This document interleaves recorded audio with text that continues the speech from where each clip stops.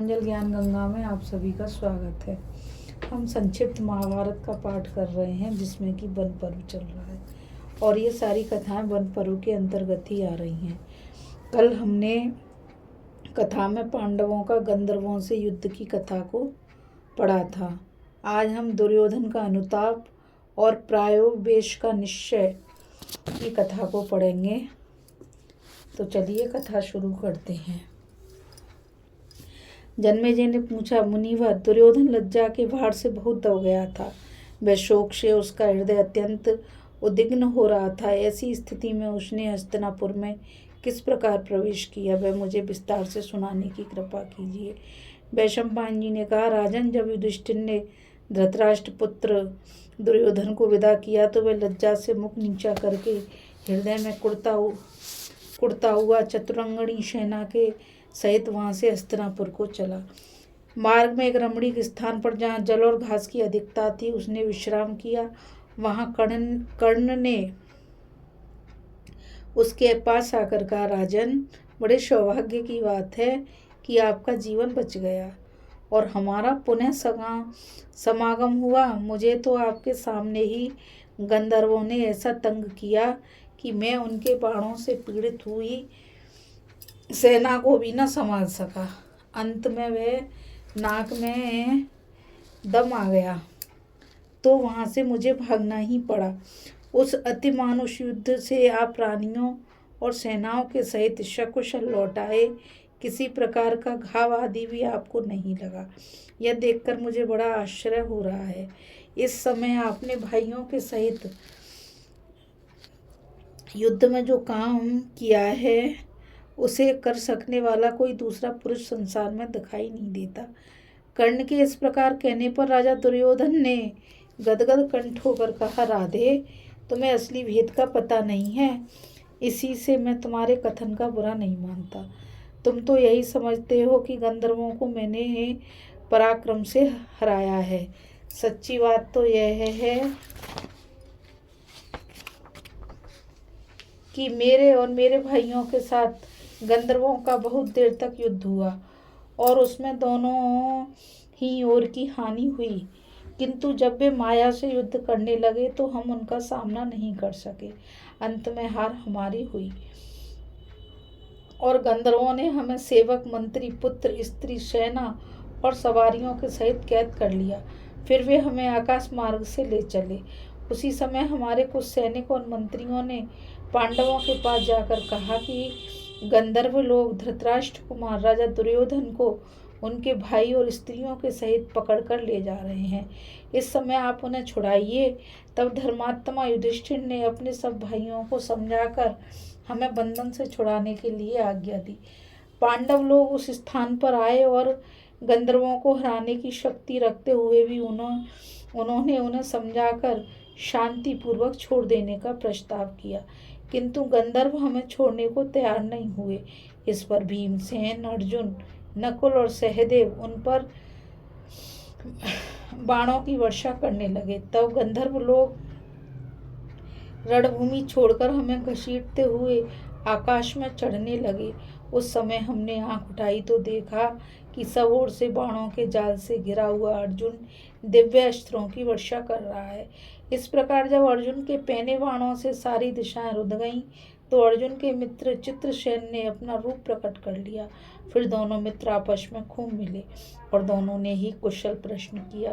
कर्ण फिर शत्रु दमन अर्जुन ने हंसते हंसते उत्साहपूर्वक यह बात कही, वीरवर, आप मेरे भाइयों को छोड़ दीजिए। पांडवों के जीवित रहते हुए इनका कोई तिरस्कार नहीं कर सकता। महात्मा अर्जुन के इस प्रकार कहने पर गंधर्वराज चित्रसेन ने उनसे कहा कि हम लोग पांडवों को उनकी स्त्री के सहित इस दुर्दशा में देखने के लिए वहां गए थे। चित्रसेन ने महात्मा अर्जुन के इस प्रकार कहने पर गंधर्वराज चित्रसेन ने उन्हें बताया कि हम लोग पांडवों को उनकी स्त्री के सहित इस दुर्दशा में देखने के लिए गए थे। चित्रसेन ने जब ये शब्द कहे तो मैं लज्जा से यह सोचने लगा कि धरती फट जाए और मैं समा जाऊं। फिर पांडवों के सहित गंधर्वों ने युधिष्ठिर के पास जाकर हमें कैदी की हालत में खड़ा किया और उन्हें भी हमारा खोटा विचार सुनाया। इस प्रकार स्त्रियों के सामने मैं दीन और कैदी की दशा में युधिष्ठिर को भेंट भेंट किया गया। बताओ, इससे बढ़कर दुख की और क्या बात हो सकती है। जिनका मैंने सर्वदा निरादर किया और जिनका सदा से शत्रु बना रहा, उन्हीं ने मुझे मंदमती को बंधन से छुड़ाया और मुझे जीवन दान दिया। हे वीरवर, इसकी अपेक्षा तो यदि इस महान संग्राम में मेरे प्राण निकल जाते तो बहुत अच्छा होता। इस प्रकार का जीना किस काम का। यदि गंधर्व मुझे मार डालते तो संसार में मेरा यश फैलता और इंद्रलोक में अक्षय पुण्य लोकों की प्राप्ति होती। अब मेरा जो विचार है वह सुनो। मैं यहाँ अन्न जल छोड़कर प्राण त्याग दूंगा। तुम और दुशासन आदि मेरे सब भाई हस्तिनापुर चले जाओ। अब मैं हस्तिनापुर जाकर महाराज के आगे क्या उत्तर दूंगा। भीष्म, द्रोण, कृपाचार्य, अश्वत्थामा, विदुर, संजय, वृहयिक, भूरिश्रवा तथा दूसरे बड़े बूढ़े और उदासीन वृत्ति वाले प्रधान ब्राह्मण मुझसे क्या कहेंगे और उन्हें मैं क्या उत्तर दूंगा। इस जीने से तो भाई मेरा मर जाना ही अच्छा है। दुर्योधन इस प्रकार कर्ण से कहने लगा। इस प्रकार दुर्योधन अत्यंत चिंताग्रस्त हो रहा था। उसने फिर दुशासन से कहा, भैया तुम मेरी बात सुनो, मैं तुम्हें राज्य देता हूँ, इसे स्वीकार करके तुम मेरी जगह राजा बनो और कर्ण तथा शकुनी सी सलाह से इस समृद्धशाली पृथ्वी का शासन करो। दुर्योधन की बात सुनकर दुशासन का गला दुख से रुंध गया और उसने दुर्योधन के चरणों पर सिर रखते हुए कहा, महाराज ऐसा कभी नहीं हो सकता। सारी भूमि फट जाए, सूर्य अपने तेज को और चंद्रमा अपनी शीतलता को त्याग दे, हिमालय अपने स्थान को छोड़ दे और अग्नि उष्णता का परित्याग कर दे, तो भी आपके बिना मैं पृथ्वी का शासन नहीं करूँगा। बस आप प्रसन्न हो जाइए। ऐसा कहकर दुशासन ने दोनों हाथों से अपने बड़े भाई के चरण पकड़ लिए और ढाड़ मारकर रोने लगा।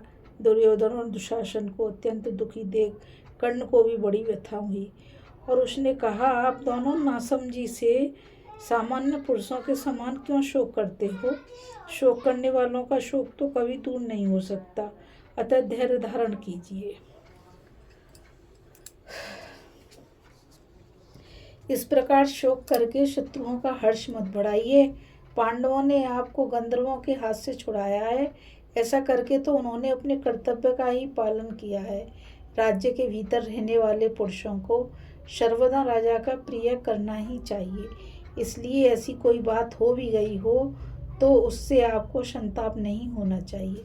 देखिए, आपके प्रायोवेश के विचार को सुनकर आपके सभी भाई उदास हो गए हैं। इसलिए संकल्प को छोड़कर खड़े होइए और अपने भाइयों को ढाढ़स बनाइए। यदि आप मेरी बात नहीं मानेंगे तो मैं भी आपके चरणों की सेवा में यहीं रहूँगा। आपके बिना तो महाराज मैं भी जीवित नहीं रह सकता। कर्ण इस प्रकार बोला।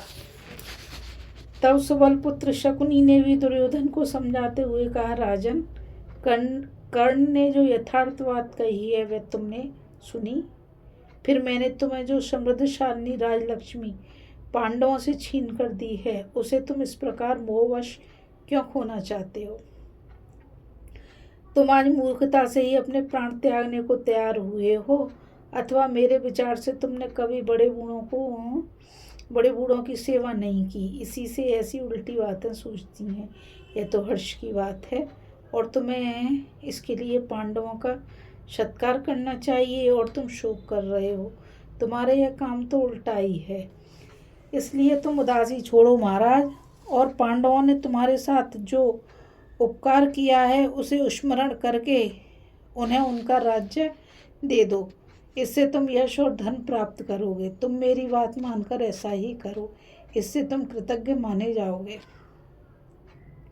तुम पांडवों के साथ भाईचारे का सा व्यवहार करके उन्हें अपनी जगह बिठा दो और उनका पैतृक राज्य उन्हें सौंप दो। इससे तुम्हें सुख मिलेगा महाराज। वैशंपायन जी कहते हैं, हे राजन, इस प्रकार दुर्योधन को उसके सुहृदय मंत्री भाई और बंधु बांधवों ने बहुत तेरा समझाया, परंतु वह अपने निश्चय से डिगा नहीं।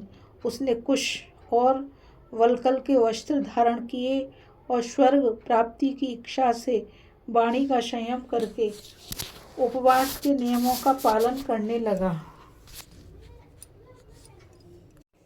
इस कथा में बस इतना ही। अभी हम दुर्योधन का अनुताप और प्रायोपवेश का निश्चय की कथा को पढ़ रहे थे। कल हम कथा में दुर्योधन का प्रायोपवेश परित्याग की कथा को पढ़ेंगे। और मुझ गीता रावत को आज्ञा दीजिए, कल फिर मिलेंगे एक नई कथा के साथ। जब तक के लिए राधे राधे, जय श्री कृष्णा, नमस्कार। और मैं आप सभी से यही कहना चाहूँगी कि इस चैनल को आप सभी ज़्यादा से ज़्यादा लाइक, शेयर और सब्सक्राइब करिए ताकि यह अमूल्य ज्ञान अधिक से अधिक लोगों तक पहुँच सके। नमस्कार।